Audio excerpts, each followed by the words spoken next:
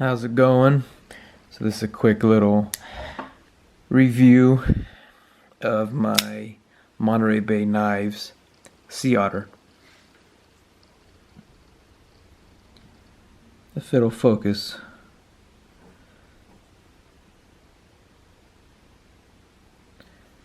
Alright, so the overall length is 6.875 inches. The blade length is at 3 inches, which is my sweet spot, personally. The handle length is at 3.75 inches. That's a good handle to blade ratio. Blade steel is CPM 154. Not the best, a little dated. However, it is a US company, Crucible Steel, so everything about this knife is sourced in the US. The weight is 3.1 ounces, which is not too heavy. It's a good weight. I like it. So the Sea Otter's Monterey Bay Knives, I believe their first US produced model. Of course, they usually have their knives outsourced overseas. I forget which company produces their knives for them, but this is their first knife produced in the US, I believe in California, Visalia, California.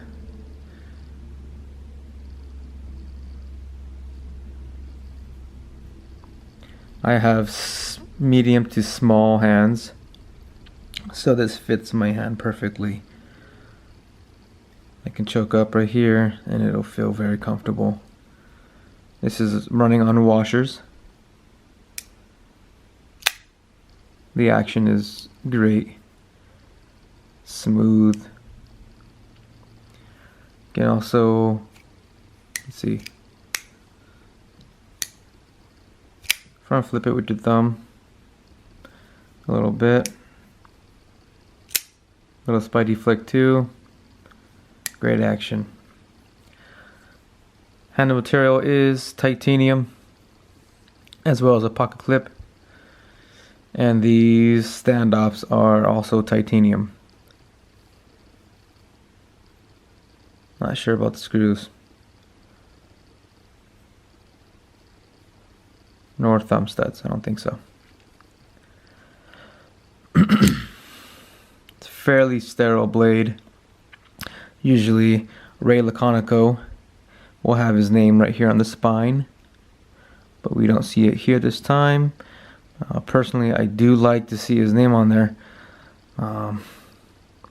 Just his designs and his placement of his logos and markings, it flows well, in my opinion, but we don't see it here this time. The only logo or only marking we do see is the Monterey Bay logo right there.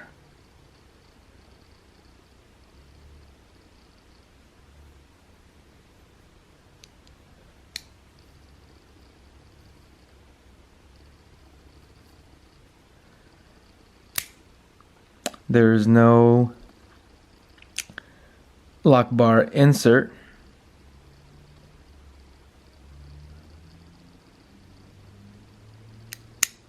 Some of you might not like that, but I don't mind. No blade play whatsoever in either direction. No lock stick at all. So I first got this knife at Blade Show West. This is their first batch. To my understanding, Monterey Bay Knives had a drop recently. Their second batch dropped on their website, and it sold out within a few minutes. So these are going fast. for good reason, because these are amazing knives. They're amazing.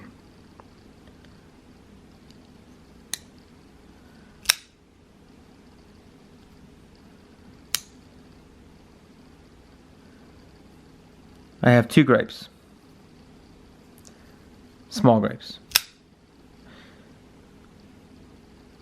The cutting edge and the thumb stud. When you're cutting, thumb stud may get in the way of the cutting path. And also, when closed, if you look closely right here, the blade edge is poking out, not past the scales, but if you run your finger across, you can feel the edge.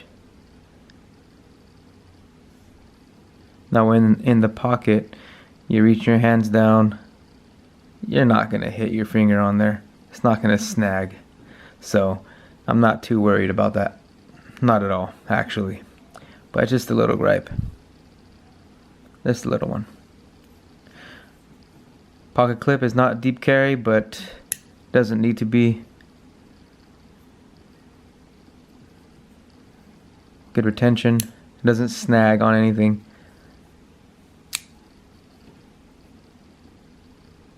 No hot spots really in the hand.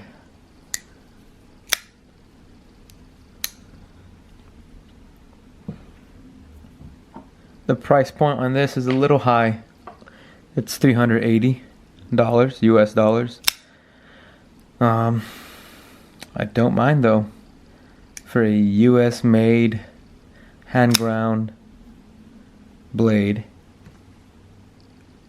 not mass produced yet.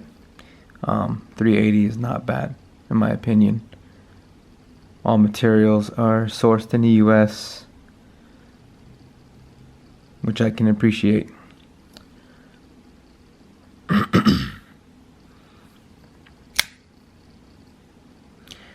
It is comparable to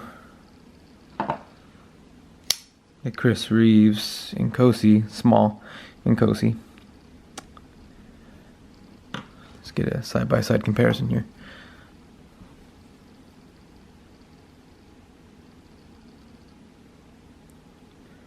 So it's slightly larger than the small Inkosi.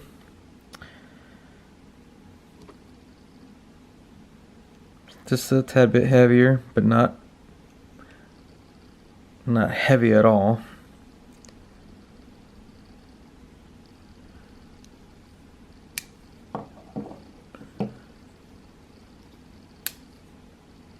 Okay, and also another comparison you might make is to the Three Rivers Manufacturing Neutron. This is the first Neutron. Thumb stud deployment. On washers as well. All these run-on washers, all three have thumb studs. This is a liner lock though.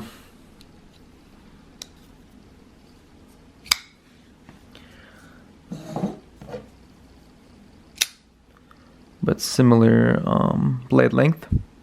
Looks like, yeah, 3 inches.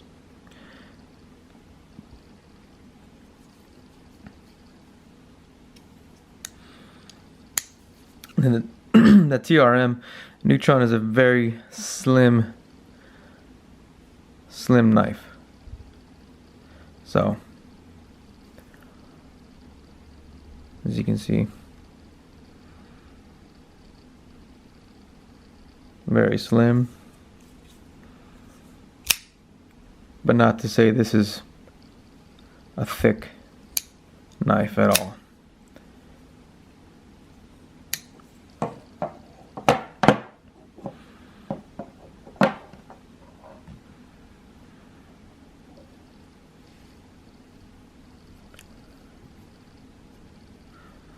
So hopefully this convinces you to go ahead and if you're thinking about getting one, I'd say it's definitely worth it. This has been in my pocket almost every day.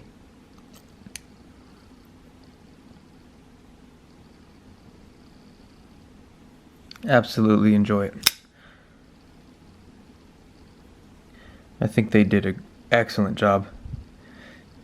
Excellent job in making this knife.